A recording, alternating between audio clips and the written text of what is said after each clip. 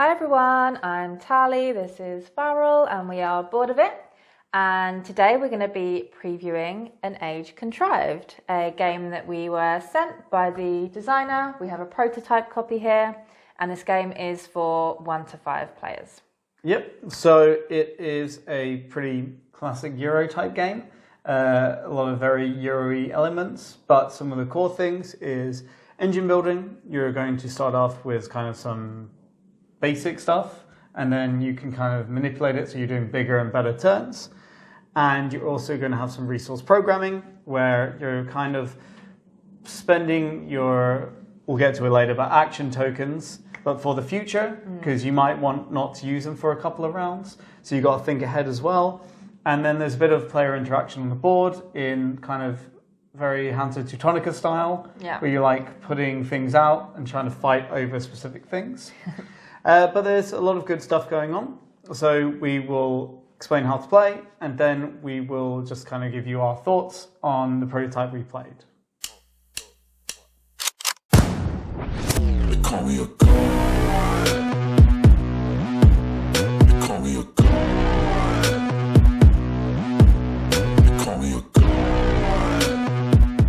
So the core of the game, you could say, is your energy, which are these little Bakelite tiles. You have 4 different types, and I can't remember the names of them because they all got all types of energy. Generative is one of them. Invertible, constructive, primal. Already hit on something good though, is the player aids. Yeah, which are very needed, but they're really good. So on your turn, you can do one of 2 types of things. You can do an advanced turn, which is very quick, very simple, and you kind of pop one of these tiles into your player board and move along. You'll knock one out, and then you get to load some energy onto it. The other turn you will do is an action turn. So you pick if you're going to do actions or if you're going to advance. And when you take an action, you kind of, in like a scythe type way, you'll take an action with the bottom row of energy, and you can do this multiple times.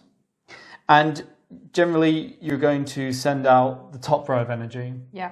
Although, alternatively, you could just do the action twice by spending the top row of energy. But usually you do want to send it out because a lot of the points in this game are about getting your energy out on the board and binding it to monuments. So you have these 3D monuments, which are really cool. They're kind of magnetic and they stick up, and the goal is to build them. And each one has a bunch of requirements. So this needs, again, we're just going to use our own names for it. What do you call it? Crumble energy? Because it's like crumbling rocks. Yeah, compass energy. Crumbles, I think it's cute. So you want to send them out, and you get there. And then if you're the last person to complete one, you get to keep one of your energies like in that pool, and it'll get you points at the end of the game.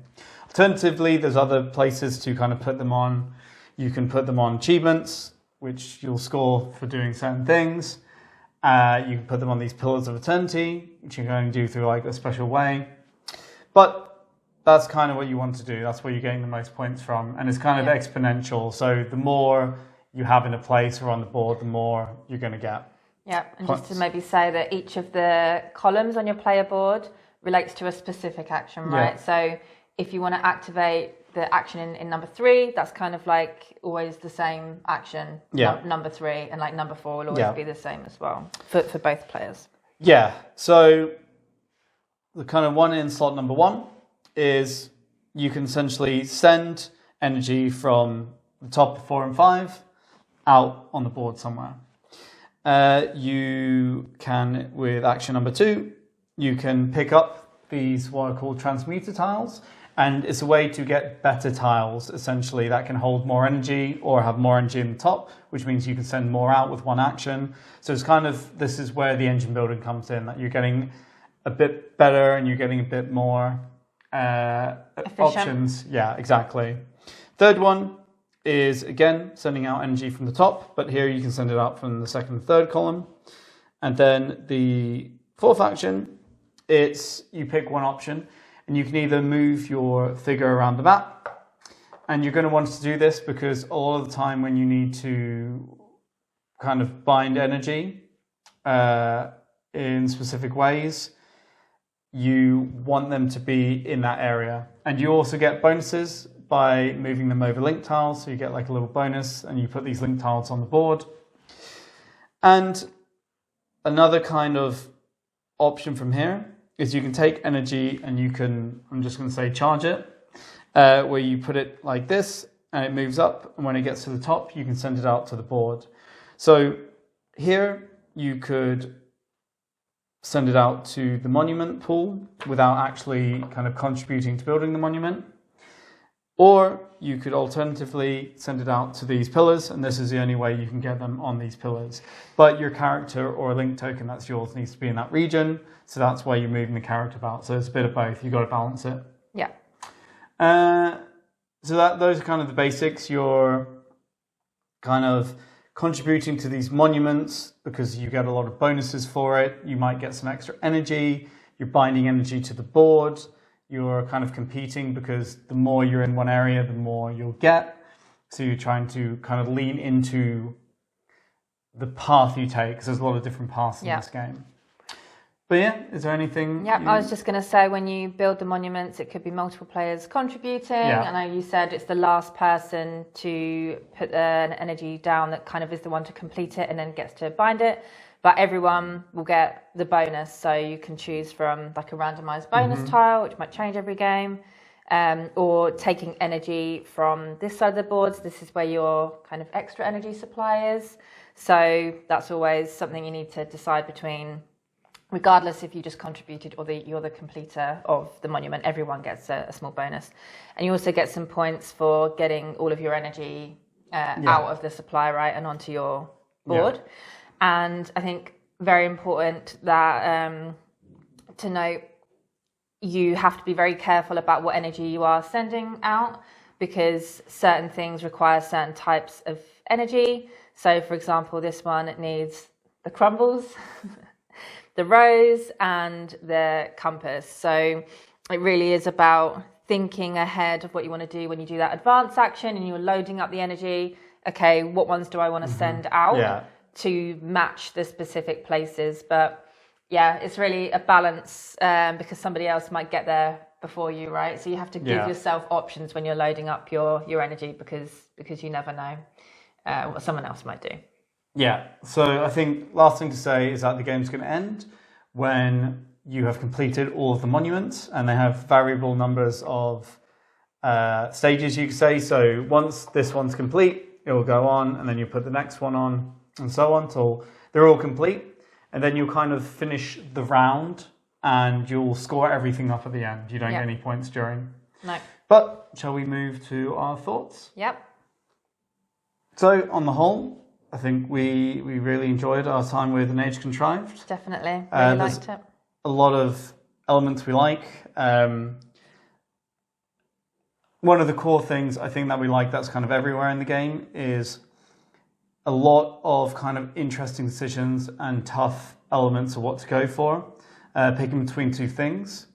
So it's like, what energy do you send out? What monuments do you go for? And when you get to the monuments and you contribute, you get this bonus. And it's always tough because you can get some really good bonuses, but you can also get a bunch of energy. And obviously, as you bind energy to the board, you lose energy. And so it's like, oh, do I kind of increase building my engine and then become more powerful at the expense of having less energy options, or do I get the energy and have more options? But yeah, and that's I honestly, almost every time you're completing a level of the monument, you're thinking, oh, I kind of want both these things. Definitely. I'm not sure what's better. Yeah, I think I really like how tough it is to decide, because in theory you could just spend all of the energy you have on your player board to do like one big turn, right? But then you won't have anything left, and then you'd have to spend more turns doing the advance action. But that's a very interesting framework to work with, the fact that you could do as much as you want until you spent your energy, or play it a little bit more, what's the word? I can't think of the word, but not do as much every turn, but pacing yourself basically and your actions. That's really interesting framework that doesn't like exist in a lot of games where you can just do as much as you want. Yeah, it's nice. And it's always really tricky to decide, because you typically start with energy on the left side of your player board, and you do have to kind of play a bit more the long game if you want to do these actions up in the 4th and 5th column. But that's quite tough to restrain yourself because the options in slots 1, 2, 3 are very interesting. So you have to really say, pace yourself and a bit of delayed gratification if you want to do these actions later on. I always struggle with that. I always just send it all out from the first 3 columns. Yeah. It's a hard balance to strike. I think as well, another good aspect is that you're never going to be able to kind of maximize everything. There are definitely routes in a single game you won't be able to touch on all.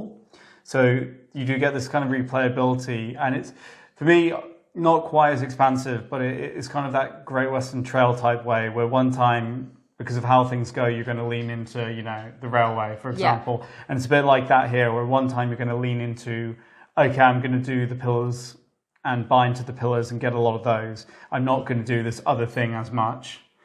And it's about like kind of leaning into that balance. Yeah. Which I thought is quite interesting and fun. It makes each game a little different. Yeah, because I remember in one of my first games, I spent a lot of time moving my character around the board because you hit upon basically these... Really went on the journey. Link tiles, went on a journey, and you're hitting bonuses or getting to do extra actions when you go to the link tiles. So that's something I leaned into, and it's always tough to say, should you invest in trying to get these small bonus tiles in the beginning to help your engine, or just go straight into the monuments because somebody else is going to fill them up, basically. So that's really cool.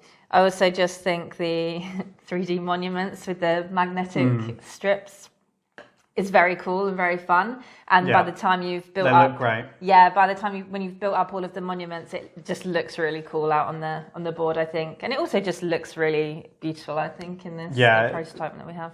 I think as well, the monuments are a great point of interaction for players because very much in, as we alluded to at the start, Hands of Teutonica kind of way, where if you've played that, you're putting cubes out and you're kind of blocking off other players and you want to be the first one to complete it and getting each other's way. And it's a little bit like that here because everyone wants to be the last one to complete a monument because you get to bind your energy, which was going to get you points, but you also still want to be part of it because you'll get bonuses regardless. And it keeps you invested in other players' turns. It's a little bit more interactive than the average Euro. Because you are looking at what other players have. I found myself, particularly in the last game, when we were familiar with mechanisms, looking at your player board and being like, okay, she doesn't have a crumbles lined up to send out. So that means I can wait this turn, I can do an advance, and I'll be able to finish that monument off because she won't be able to do it. Agree, It's some tense moments because there is that interaction for sure. And racing, obviously, to get to be the ones to fill the monuments. But at the same time, even if you're not the one that completes it, I still think that's what I like about this game. It's one of those where you're always getting a little bonus for something. So it really keeps you feeling engaged and wanting to go on. And that's okay, I didn't complete it, but I still got a very valuable bonus. So it really keeps you in the game, I feel exactly. Is there anything else you want to say before maybe we talk about some things that we weren't so wild on? Or just want to say again, touched upon at the beginning, really appreciate the really good player aid. There is quite a lot going on here with different bonuses and the different characters as well have some slightly different kind of powers. Slightly asymmetric. It's slightly asymmetric. He doesn't come into it too much, just some bonuses. But I just think this is a really good player aid, and it describes all of their actions super well, so I didn't have to keep asking you on the rules. I could look it up myself. So I really appreciate that. Actually leads nicely into one of the things I did want to say obviously don't want to say didn't like it, but if you have the player aid, I think definitely there needs to be the scoring put on there. Because that was one of the things that, because the scoring is kind of exponential, there's no way to know if it's worth going for, how much to put into it, without having to look at the manual and go through, and you do score for about 6, 7, 8 different things. And it just would have been so handy to have that in this already great play array to look at and just be like, well, okay, you score that much. Yeah, that is true. I did keep forgetting. Because it's all different values, right, for different score. things. And like the first game, I think you went too hard into the same monuments, and after a certain point, you don't get any more points. Yes. And because you like didn't have a reference, like that kind of thing, I think would facilitate smooth gameplay. I kept forgetting that the objectives, it depends on the type of energy that you place in the objective as to how many of that other energy that you have out, which I kept forgetting. I was like, I put energy on that objective, I'll just score for it, right? Yeah. But it actually depends on how many of that same energy you have out on the board, which I kept forgetting. So if that was noted down, that could be nice. Yeah. I think for me, one thing that maybe I didn't like so much was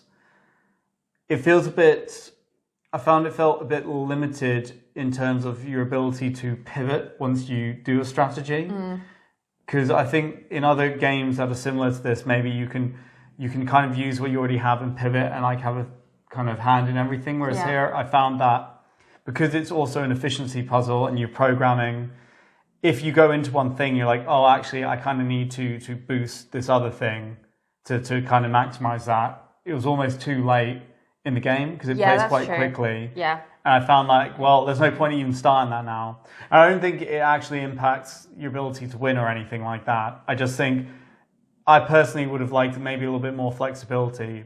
For example, it was just like I got really into doing the Pillars of Eternity one game, but then at a certain point I needed my character to move or I needed to get links out, and I didn't have an easy way to do that without completely exactly like really going into it. And I was like, I don't have time to do that, so I had to drop something I'd been working on and be like, that's all I'm getting out of it.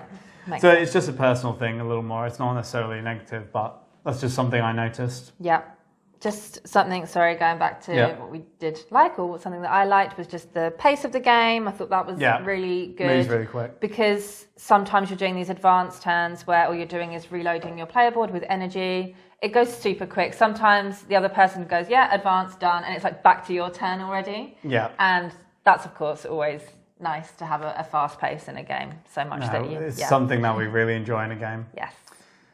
But I think with that, we can move on to final thoughts. Final thoughts.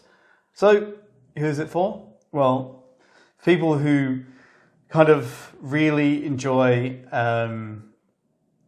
like a classic Euro experience in many ways, because it really is in a lot of ways a classic Euro in that the production is beautiful. I mean, it looks amazing on the table. You have like these nice miniatures, which are really good. But I think at the end of the day, it is quite themeless. It could be anything in a way. Yeah, right? It's like pure mechanisms. And it's that kind of Euro, right? And you know if you don't care about that, right? Because it's like we say, I mean, we're calling the thing Crumbles, right? Because the names are so kind of like fantasy, and you know, it's just one of those things. You got the monuments and the powers, and it's great mechanically. Yeah, but also maybe if you're looking for something with a bit more interaction than a standard Euro as well, I think this is a really, really nice option. But it's not mean in a way, because like we said, if you contribute to the monument, then you're still going to get a bonus. So it's not a cutthroat interaction. I think you've sworn at me before in this game, so I might refute that. Yeah, but that's just us. We're too competitive. But you're completely right. I think if you want the interactive stuff, it's great. I think if you like efficiency puzzles, programming, if you like building an engine and seeing it pay off and taking big turns, that's something you can set yourself up for in this game. And it plays really quickly as well. I think that's something that's really nice. I think if you had this, even with 5 people who all knew the game, you'd get through fairly sharply. Definitely. Which is always nice. Yep. And who doesn't like, magnetic 3D pieces? So fun. Come on. Yeah. But so that was our review of an Age Contrived, or preview, sorry.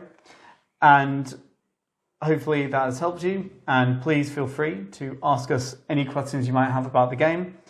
Importantly, one thing we definitely need to say is you might have seen in the setup video that there's all these, what do you call it?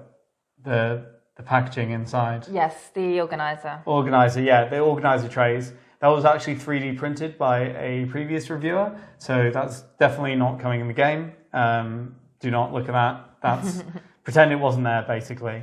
But yeah, so beautiful product. Please ask us any questions, and we're happy to help. If you found this helpful, then please consider subscribing to us because it really helps grow the channel. And most importantly, thank you for watching, and we really appreciate it. Yep. See you next time. Bye.